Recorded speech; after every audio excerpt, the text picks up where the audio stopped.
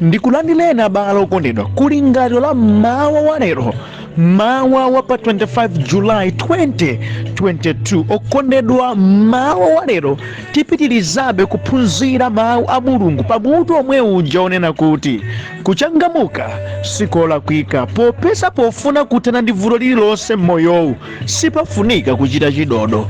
Ndipo okondedwa, mawu wa lero ndi phunziro namba 6 limene likuchokera pa 1 Akorinto chapter number 9 kuyambira ndime yake ya 24 mpaka na ndime ya 27. Mawu a Mulungu mchichewa cha lero akuti, kodi simudziwa kuti pa mpikisano waliwiro onse amathamanga ndithu, koma mmodzi yekha ndiye amalandira mphotho?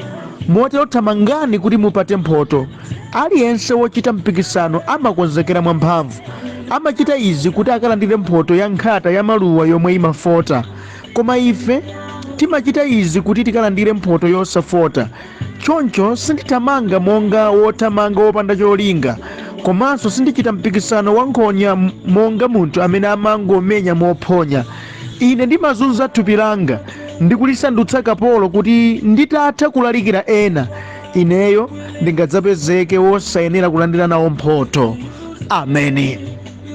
Okondedwa, mwa mawu a Mulungu amene tawerengawa titsogozedwa ndi kulingalira konena kuti kuchita zinthu opanda cholinga chenicheni kumaonetsa kusachangamuka, popeza munthuwe umangomvera zilizonse ndi kumangotengeka ndi zopanda ntchito zomwe. Ameni. Kuchita zinthu opanda cholinga chenicheni, kusakhala ndi chiganizo cholimba pamachitachita a zinthu, ndi kudodowala nkusachangamuka. Chifukwa chiyani? Ngati munthu wese ulibe mfundo zoyendetsera moyo wako, ulibe chiganizo cholimba chokuthandizira kuchita zinthu, munthuwe umakhala ndi mavuto awiri awa. Vuto loyamba nkuti umangomvera zilizonse. Uyo wakamba chinthu umvera, uyo wakamba chinthu umvera, uyo wakamba chinthu umvera. Ndipo vuto lachiwiri nkuti umangotengeka ndi kena kalikonse, nzopanda ntchito zomwe umazitsatira chifukwa ulibe ndondomeko yabwino yopangira zinthu. Ndikambeti nonse abale wanga amene mulibe ziganizo zanu pa utumiki, pa ntchito zanu, pa bizinesi yanu, pa banja lanu, inuyo ndinu osachangamuka chifukwa machitachita anu adzingomvera zilizonse. Tsono ndimati nkuchenjezeni kuti kuno ku dziko lapansi munthu wina aliyense amadzitenga yekha wanzeru, ndipo munthu wina aliyense amafuna adzipereka maupangiri pa zako zochita kale wekha, ndipo inanso amachita kukambira kwambiri. Kaya zikhala bwanji makamaka masiku athu ano kunena kuti anthu ambiri chinthu choti si chawo ndipo sichikuwakhudza amalakalaka atayika pa maganizo awo kuti munthuwe udziyendera za iwe. Ndi muja nthawi zambiri takhala ndi kunena kuti munthu wina aliyense masiku athu ano ali ngati munda umene walimidwa m'mbali mwa njira, umene ouweruza na ulesi omwe amapezeka. Wina abwera iya yakadapalira mogwetsera akadachita bwino, wina abwera akadadzala mbewu yakuti zikadayenda, wina abwera akadakhala izi zidachita motere. Afufuzena amene akuyankhulawa alibe munda omwe, ndi alibe nkhasulo omwe, ndi anthu aulesi, akungooneka madolo pa za ena osati pa zawo. Nchifukwa yake ndikuchenjezani kuti kuchita zinthu opanda cholinga chenicheni, okondedwa, ndikusachangamuka, ndikupusa ndithu, ndikupanda zero ndithu, chifukwa munthuwe sukafikira pa cholinga chenicheni cha moyo wako, ndipo suonetsa zokupsa m'moyowu. Ayi, umataya nthawi ndi zambirimbiri koma kuona impact imene waonetsa ayi ndithu pang'ono chabe. Chifukwa chiyani?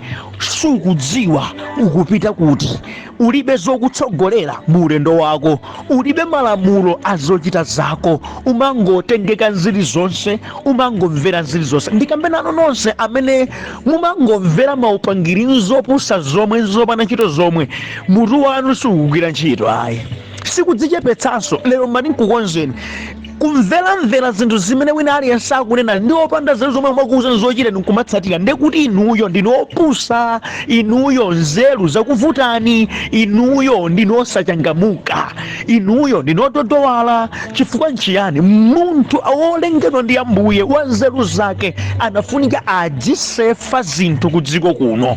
Izo ndikhoza kumva, izo ayi. Izo ndikhoza ochita nawo, izozo ayi. Ziganizo za inuyo independently zizionekanso mdziko muno. Osati ayi ndinodekhatu ndimamvera zizonse. Iyayi nkukonzeni lero sikudekhatu nkusachangamuka, ndipo simukafika patali ndimachitachita ngati amenewa. Munafunikanso inu mudzitha kuchita zinthu mwanokha. Nthawi sina kuchita mosiyana ndi pena kumafunikanso malingana ndi ziganizo zako, popeza munthuyo ukudziwa kumene ukulowera. Usamangotengeka nziri zonse ati popeza chigulu chuchita izo ndekuti inenso kuti ndikhale nawo fashion nchite zomwezo. Ayi, ukuso kumatha kuonetsa kusachangamuka. Kamundimva okondedwa, kuyima pafundo ndi ziganizo zako iwe ngati munthu sikuonetsa kuti ndiwe wamatama, koma kuti mutu wako umagwira ntchito. Fundo imugwire kuyima pa ziganizo zako nthawi zina kuti ineyo ndinapanga chiganizo ichi ndipo ndidapeza kuti chinchofunika nde ndichitsate. Kaya ena achinena, kaya ena achinyoza, kaya wina sakondwera nazo, kaya ndikhala mosiyana ndi wena, koma ngati ndapeza kuti chincholondola ndi mawu a Mulungu ndipo kumwamba kukukondwera ine nkamachita izi, musachisiye.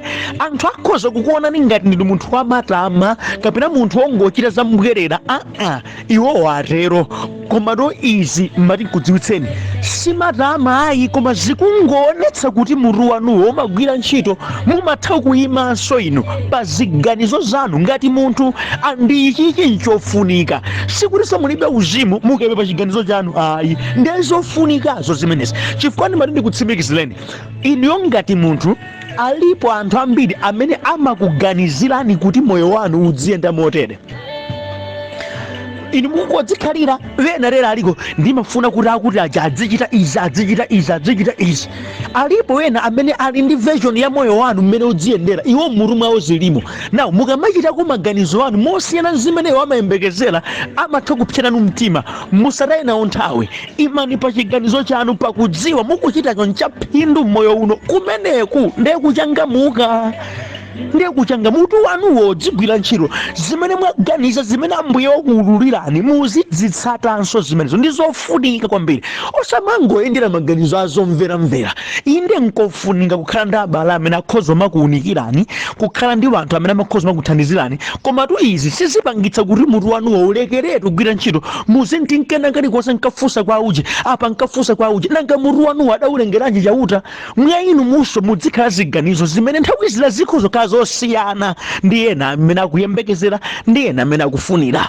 Ichinso mudziwe sizonse adzakupangireni munthu ayi. Inunso ngati munthu mudzikhala ndi kuganiza. Nchifukwa ubale umene mapanga ndi Mulungu, ubale umene mapanga ndi Yesu ndi personal, ndi pakati pa inuyo ndi Yesuyo. Mudzimvana, mukamaoneka mawu a Mulungu, mwaphunzira mawu a Mulungu, mudzitenga inuyo mfundo za mmenemo ndi kumazipanga apply pa moyo wanu. Ndi chifukwa sizonse mungachite mofanana ndi aliyense, ayi. Mudzasiyanakobe ndi wena, ndipo siku lako kusiyanako ndi wena, ayi. Kamundimvetsa kaya okondedwa, kuchangamuka ndiko kuchita zinthu mwakhama kuti ukwaniritse masomphenya ako. Uku ndi kuchangamuka, kudziwa mfundo zakuti zikakufikitsa ku masomphenya ako, kuyika malira kuti zisindipanga nawo kuti ndikafikire ndi pachimene ndikukhumba, kukhala ndi khama lonse mwakudzipereka kuti ine ndiyenera ndichite chimenechi pa moyo wanga. Kumeneko ndi kuchangamuka. Kumakhala ncholakala mmoyo mwanu kuti ndimafuna nditakwanitsa ichi pa moyo wanga, ndimafuna nditakwanitsa ichi pa utumiki, ndimafuna nditakwanitsa ichi mu ufumu wa Mulungu. Ndiye nkuyika fundo kuti ndikazifikire ndi zimenezi, nditsate izi, ndidzichita izi. Izo sinchita nawo pa zifukwa zakuti nkwanitse zofuna zangazi. Zina zilipo nzabwino ndithu, koma sizikugwirizana ndi fundo imene ukukhala nayo. Mwa ichi lola zimenezo usakhala nawo mbali kuti ukakwanitse masomphenya masomphenya akowa ndikumalimbikira mchimene chichi, kumeneku ndiye kuchangamuka. Osamangomvera zilizonse ayi, chitani zokhazo zimene zingakuthandizeni. Ndimati kutsimikizeni muno mu dziko lapansi simudzakwanitsa kuchita kena kalikonse kamene anthu amayembekeza m'moyo mwanu. Inu mungochitako zimene mungathe kuchita, dzanja limakanda apo lafikira basi. Ameni. Tawerenga mawu a Mulungu okondedwa pa 1 Korinto chapter number 9 kuyambira ndime namba 24 mpaka ndime ya namba 27, pamene Paulo akutsimikizika mtima za mmene iye akuchita utumiki wanga, kuti ine ndimachita utumiki wanga ndi cholinga ndikufuna ndita wina ambiri alowe mu ufumu wa Mulungu.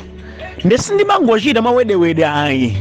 Munati muone amene amathamanga paliwiro ndi ambiri amathamanga, komano amene amalandira mphotho ndi mmodzi, amene walimbikira wapambana wakalandira mphotho. Nde ineyo ndimachita zangazi kuti ndikafike polandira mphotho ndili ndi cholinga, sindingothamanga kuti ndikwanitse malemba ayi. Andi pochita zimene tsono ineyo ndimafika poti sandzatupira ngati kukhala kapolo, chifukwa chanena kuti nditatha kulalikira eda sindifuna kuti ine nkapezeke wosayenera kulandira mphothoyo ayi. Nde ndimadzipatsa discipline nekha, kudzipatsa discipline nekha ndithu. Izo ndichita nawo, izo nsachita, chifukwa ndili ndi cholinga chakuti ndikwaniritse. Kumeneku ndiye kuchangamuka. Tikadawerenga kuyambira pa ndime namba 19 pamene Paulo anena kuti ine ndine waufulu ndipo ndikufunitsitsa ine ndakhala ndizilalika kwa anthu ambiri. Ndimalalika kwa anthu ambiri ndi yonse, kwa anthu amalamulo ndimakhala ngati wamalamulo, kwa Ayuda ndimakhala ngati Ayuda, kwa anthu amitundu ndimakhala ngati amitundu. Konseko ndimapanga adala kuti ndikawina ambiri apulumuke atamva uthenga wabwino, chifukwa ndili ndi cholinga changa chakuti uthenga wa Khristu Yesu ufalikire mwa onsewa. Ndipo ndimachita izi modzipereka ndithu kuti ndikakwaniritse masomphenya anga.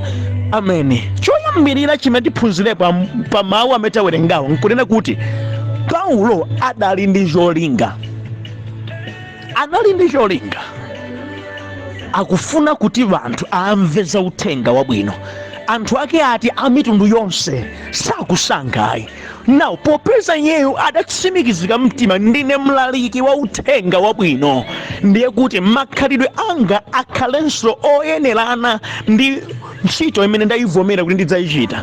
That's why amati kwa Ahelene kukhala ngati Ahelene, kwa Ayuda kukhala ngati Ayuda, kwa anthu osamdziwa Mulungu kukhala ngati kuti cholinga chakuti abweretse Khristu Yesuyo mwa anthu amenewa apulumutsidwe.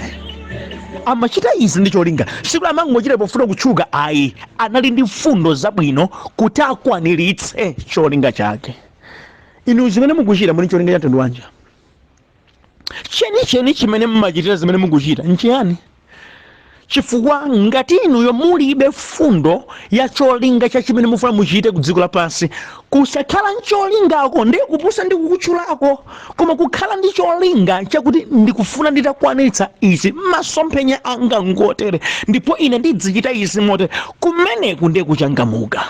Tili anthu ambiri okondedwa amene amapita ku church koma alibe cholinga chenicheni chopita ku church, zakuti kufunika chipulumutso iwo m'mutu mwawo mulibe, zakuti anafuna atapanga contributions ambiri alibe, ena adamba kutumikiraku koma ndi cholinga chobatumikirira alibe, ena ali pa banja cholinga chokhale pa banja chokuza ndi mawu a Mulungu alibe. That's why yavi pa zochitika wachuluka, chasowa ncholinga.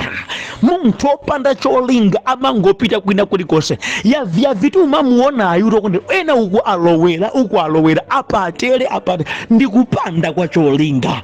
Enanso alipo amene amati mwezi uno akhala mpingo uwo, mwezi wa mawa mpingo uwo, ngosakhazikika pa mipingo, angosanduka hule pa mipingo. Awa cholinga chenicheni alibe pa nkhani ya moyo wa Chikhristu. That's why sangathe kupanga contribute chinthu cha mphamvu mu ufumu wakumwamba. Ayi, munthu wa cholinga amakhala munthu wokhazikika, munthu wacholinga amakhala munthu wamasomphenya, munthu wacholinga amakhala munthu wakhama. Izi mwa Paulo tikuziona. Ngati inuyo mulibe cholinga, mukhala munthu wopandanso masomphenya, mukhala munthu wopandanso khama. That's why mpaka na lero muchiboneni kalekale palibe chogwirika chimene mukuchitako mu ufumu wa Mulungu. Pa utumiki palibe chimene chingaloze kuti chimdachitako. Pa moyo wa uzimu aitere palibe chimene inu ndati nkenawo basi. Chavuta nkuti chenicheni cha chimene mukutsatira mudakalibe mpaka na pano. Uku nkusachangamuka. Simungacheza mphamvu mufumu wakumwamba usachangamuka. Isi zingatheke. Mukudzinamiza, mudzingosirira wena akuchita, koma inuyo ata chimodzi simuonetsa. Paulo anali cholinga chenicheni pakuchita ntchito ya Ambuye. Ameni. Khama lake limakhala mcholinga. Pakena kalikonse amachita kamakhala kolumikizana ndi cholinga chake. Ameni. Chachiwiri ndicho kunenedwa machitachita a Paulo kuwafananitsa ndi ena amakhala osiyana. Chifukwa chiyani? Cholinga chimene ali nacho ndi chimene chimamfulumizitsa kuti machitachita akenso akhala paderadera. Ndi mmene akufotokozera kuti kwa Helene anthu a mitundu amakhala ngati a mitundu, kwa Ayuda amakhala ngati Ayuda. Stayilo iyi ikubwera chifukwa kuti iyeyo ali ncholinga choti akwaniritse. Munthu amene ali ndi cholinga ndi amene amakhala ndi moyo wapaderadera olumikizika ku cholingacho. Apa kufotokoza kuti inetu sindimangokuchita zangazi mwambwerera iyayi, ndili ndi cholinga. Mathamangidwe anga ngapaderadera chifukwa ndili ndi cholinga. Ndikadzifanizira ngati omenya nkhonya, sindimangomenya nkhonya mophonyaponya iyayi, ndili ndi cholinga, ndikufuna ndiwine ineyo. Nde stayilo yanga yapaderadera iye owinira imeneyi. Okondedwa, khama ili ukaoneka, stayilo iyi ukaoneka kuti ikakhale chokwanitsa cholinga chake. Ameni. Ndi chifukwa chake okondedwa mupeza kuti ngakhale anthu amene akuchita utumikiwo amachita mosiyana chifukwa chayamba kusiyana ncholinga. Nengati cholinga chasiyana, machitachitanso asiyana. Chifukwa munthu amene alibe cholinga adzichita mopusirapusira, adzichita mwaulesi chifukwa alibe nazo ntchito. Chifukwa ndikukupemphani musamadzifananitsa ndi anthu ena. Mwinanso chifukwa amene mukudzifananitsawo nkutheka alibe cholinga mu ufumu wakumwamba. Inu mungotengera zizonse mupusa nazo. Pezani cholinga chimene Yehova adakupatsani moyo mwanu, ndipo machitachita anu ndi stayilo yanu yakachitidwe kanu itengera na cholinga chimene muli nacho.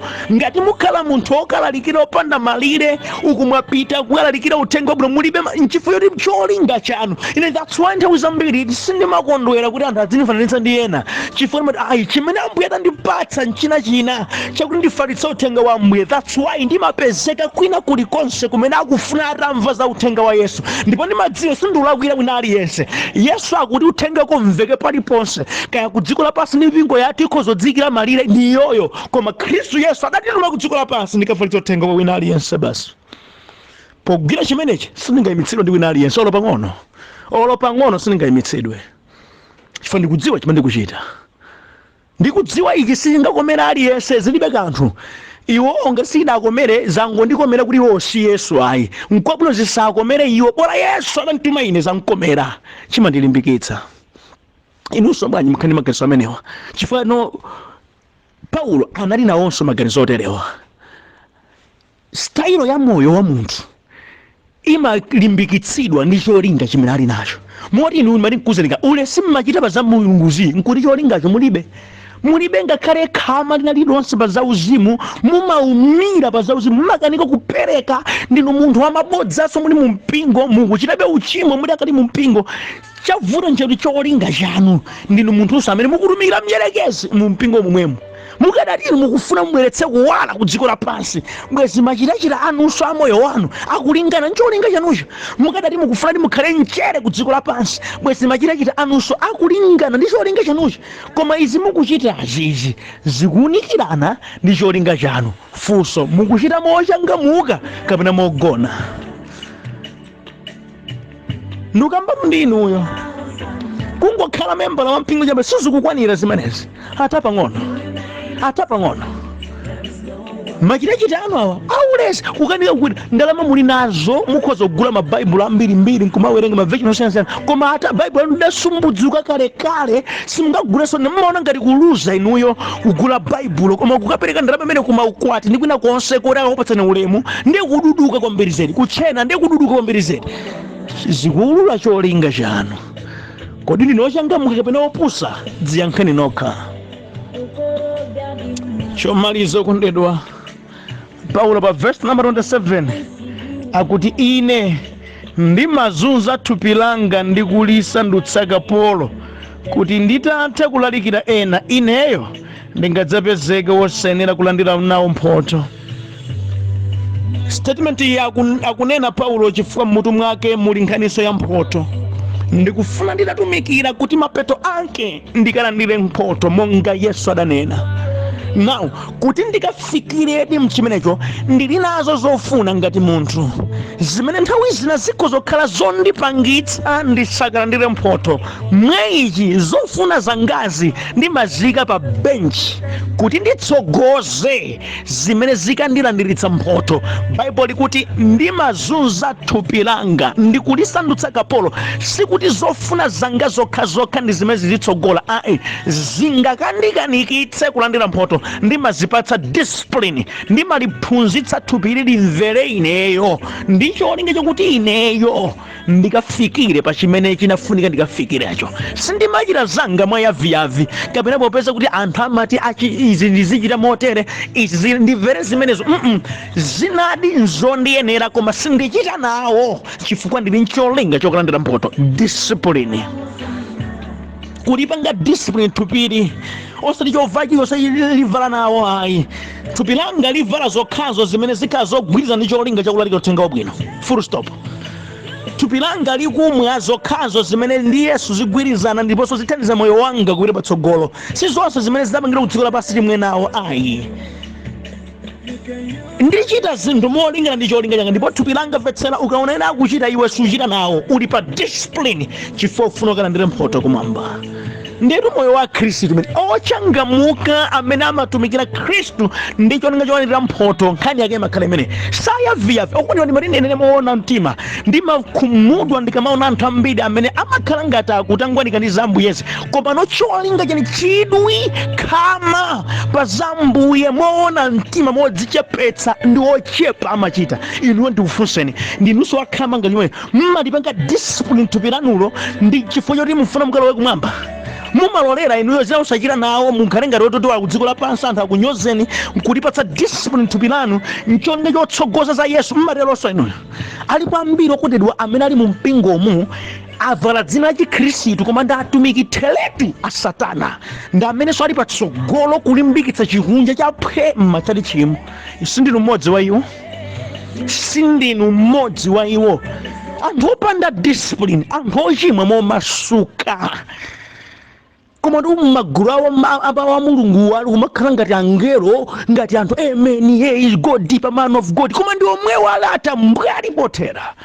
Ndimati ndikambe nanu musadzitayitse nthawi, changamukani pakulumikizana ndi Khristu Yesu moona mtima ndikukhala ndi cholinga chokudzaonana ndi Yesu maso ndi maso, ndipo mukudikira nthawi ya mkwatulo kapena nthawi ya imfa yanu ndikumamutumikira Yesu Khristu moona mtima mu mzimu ndi mchoonadi, ndikudzipatsa nokha discipline, kudzikira nokha fundo zokuthandizani zokwiya ndi mawu a Mulungu kuti mukafike polandira mphotho kumwamba mutamtumikira kopambana. Ndikuti kumapeto a moyo wanu mudzayankhula monga Paulo adayankhula, ndalimbana nako kulimbana kwabwino, ndatsiriza njira yanga, ndasunga chikhulupiriro chotsalira ndikalandira mphotho kumwamba. Osati yanga yokha koma ndi wonse amene adatsala njirayo nawonso mawodzi ndine tikalandira mphotho imeneyi.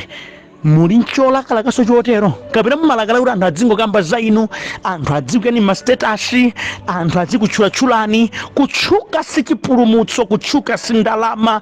Anthu kukamba kambani sinde kuti kumwambaso akukamba kambani ayi. Kwabwino mukhale osangalatsa Khristu Yesu kuposa dziko lapansi. Chimene chikuthandizani, chikuthandizani. Tadzilingaliransoni ni kwabwino ndinochangamuka pa machidwe anu azauzimuwa kapena ndinongokwanitsa malemba basi ati nkenawo ongothandiza mbewa kuthawa basi. Talingaliranso za moyo wanu. Paulo akuti ine ndimalizunza thupi langa ndipo ndimalisandutsa kapolo lisakhale la mphamvu kuposa ine ayi, lingandikanikitse cholinga changa, chifukwa ndimachita mantha kuti ndidatha kulalikira ena ineyo nkukakhalanso osayenera. No, ine pamene ndikufuna pamene ndakhala olalikira ena ineyo nkakhale soyenerera kumwambako kulandira mphotho akandivomereza. Umachita ndi zokhoza uli ku dziko lapansi, osangokhala munthu wonguchi ngati chimegafoni chongolankhula ichocho chofunanso mabhatiri. Ayi, ine ndikufuna mukakhala oyenerera kumwambako ngati kuli anthu amene alandira mphotho ine yanga nkayipeze. Kunena kwina amati ine ndidzichita moyenerera ndi mawu a Mulungu, kuti Mulungu akondwere nane nakandipatsa ine zimadakonzera atumiki wake. Mwa ichi ndimadzipatsa discipline ya mphamvu, sindzayenda mwa yaviyavi. Ayi, ndili ndi funso mene ndikumaliza. Mukuchita bwanji za Ambuyezi? Mwa discipline monga mawu ake kapena mwa yaviyavi monga anthu ati nkenawo? Dziyankheni nokha. Mulungu akuunikireni pamene mukulingalira mozama ndi kuyambanso kwatsopano ngati pena sipanali bwino. Mawa wabwino. Ambuye akudalitseni. Amen.